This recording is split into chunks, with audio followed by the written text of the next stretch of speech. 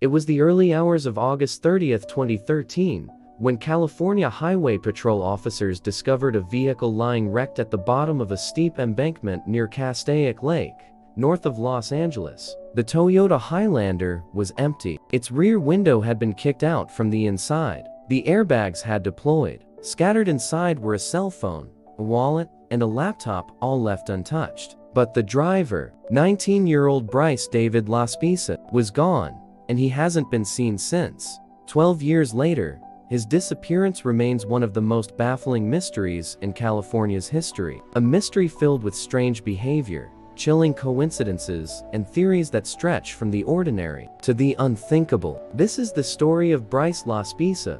Bryce David Laspisa was born on April 30, 1994, in Springfield, Illinois, to Michael and Karen Laspisa. He was their only child, and by all accounts, the center of their world. From a young age, Bryce stood out. With bright red hair and a wide, charismatic smile, he was the type of person who lit up every room he entered. Friends remember him as funny, artistic, and incredibly creative. His passions leaned toward graphic design and art, a talent he nurtured through high school and into college. In 2012, Bryce graduated from Naperville Central High School. His parents, ready to start a new chapter of their own, relocated the family to Laguna Niguel, a quiet coastal community in Southern California. Not long after, Bryce enrolled at Sierra College, a community college located in Rocklin, just outside Sacramento. He quickly built a new life there. Bryce made friends, found a close roommate in Sean Dixon,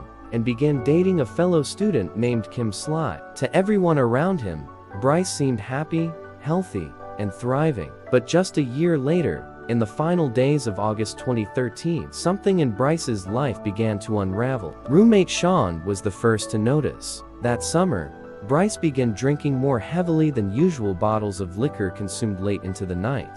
On top of that, he had started taking Vyvanse, a prescription stimulant often used to treat ADHD, though Bryce did not have a prescription. The combination was concerning. Vyvanse can produce intense bursts of focus and energy, but when misused, it can cause paranoia, erratic behavior, and dangerous mood swings. Coupled with alcohol, the side effects can be even worse. By the last week of August, Bryce's behavior was alarming enough that both Sean and Kim began reaching out to his parents. On August 27th, Bryce sent Kim a message that unsettled her deeply. In it, he wrote that she would be better off without him.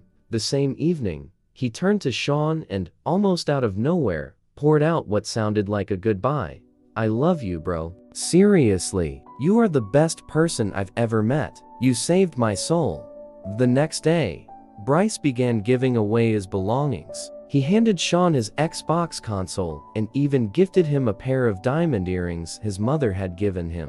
These were not casual gestures, they were the actions of someone preparing for something final. Kim, frightened by his behavior, told him she didn't feel comfortable letting him leave her apartment that night. She took his car keys to keep him from driving away. Bryce's mother, Karen, called him after hearing the concerns. She offered to fly up immediately, but Bryce insisted he was fine. He told her not to worry, saying, "I have a lot to talk to you about, but I'll tell you when I get home."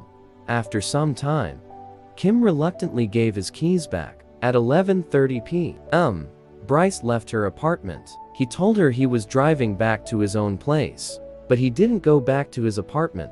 Instead, Bryce got onto Interstate 5 and began driving south. At 1 a.m., he called his mother. Karen assumed he was still near Rocklin, still at his apartment, but later phone records revealed something disturbing.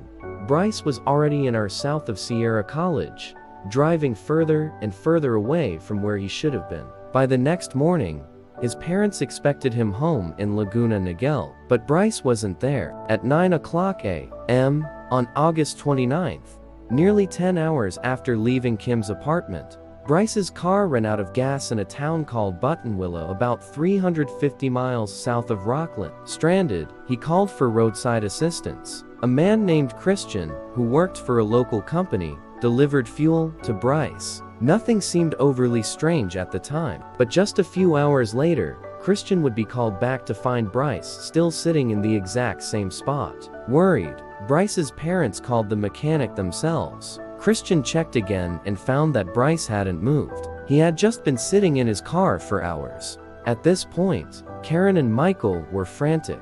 They begged Bryce to just come home. When Bryce still wouldn't leave, the police were called. Highway patrol officers soon arrived in Buttonwillow to check on Bryce. They asked him questions, ran sobriety tests, and looked for signs of intoxication or drug use. To their surprise, Bryce seemed perfectly fine. He was calm, polite, and coherent. His car showed no signs of damage, and there were no drugs or alcohol present. The officers told his parents there was no legal reason to hold him. Bryce got back on the road. Christian, the roadside mechanic, even followed him onto the freeway to make sure he was really driving south toward home. For a brief moment, it seemed like everything would be okay, but it wasn't. Bryce never made it home. Instead, he drove aimlessly for the next 12 hours. His cell phone pings traced a confusing path, with long periods of stopping, sitting, and circling. At 2:00 a.m. on August 30th, Bryce called his mother one final time. His voice was calm. He told her he was too tired to keep driving and planned to pull over to rest. Karen, relieved, told him to call her in the morning. That was the last time anyone ever heard from him. Just 3 hours later, at 5:30 a.m., his wrecked Toyota Highlander was discovered near Castaic Lake. The car had gone off a steep embankment and rolled onto its side. The rear window had been pushed out from the inside. Bryce's laptop, phone, and wallet were still inside. The airbags had deployed. A small amount of blood was found on the seat, but there was no Bryce. Search teams descended on the area around Castaic Lake. Helicopters scanned the hillsides. Dive teams explored the lake's murky depths. Dogs picked up Bryce's scent, leading them from the crash site across a bridge and into a nearby truck stop before it abruptly disappeared. It was as if Bryce had walked away from the wreckage and vanished into thin air. His parents, desperate for answers, camped out near the lake. Volunteers joined in the searches. Flyers were posted. News outlets spread his photo across the country, but no trace of Bryce was ever found. In the years since, countless theories have been debated. The signs were their goodbye messages, giving away belongings, erratic behavior. Some believe Bryce intended to end his life, perhaps driving off the embankment on purpose. But if so, why wasn't his body ever found? Others think Bryce, disoriented by lack of sleep and the mix of alcohol and vivants, wandered into the wilderness and succumbed to the elements. Castaic Lake is vast, with rough terrain. Could his body still be hidden somewhere nearby? The scent trail ending at a truck stop has fueled darker theories. Did Bryce survive the crash, only to encounter someone dangerous? Could he have been abducted or killed after leaving the scene? Finally, some suggest Bryce staged his own disappearance. By leaving his wallet, phone, and laptop behind, he may have been attempting to erase his old identity. Was Bryce starting a new life somewhere else? Or is that idea just too far-fetched? For Karen and Michael Laspisa, the years since have been unbearable. They've chased every lead, every reported sighting, every whisper of hope. Karen has said, "We live with this every single day. We're just waiting for answers, waiting for our son." Despite everything, they hold on to hope that Bryce is still alive, that somewhere, somehow, he will come home. But until then, the mystery lingers. So what really happened to Bryce Laspisa? Did he vanish on purpose? Did he fall victim to his own inner demons? Or was he taken by something or someone far darker? 12 years later, the case remains unsolved, and the silence around Bryce's disappearance is as chilling as the morning his car was found. Don't forget to subscribe at Unsolved Mysteries with E. We uncover chilling cases like this every week. Share your theory in the comments. Your insight might shine new light on this haunting mystery.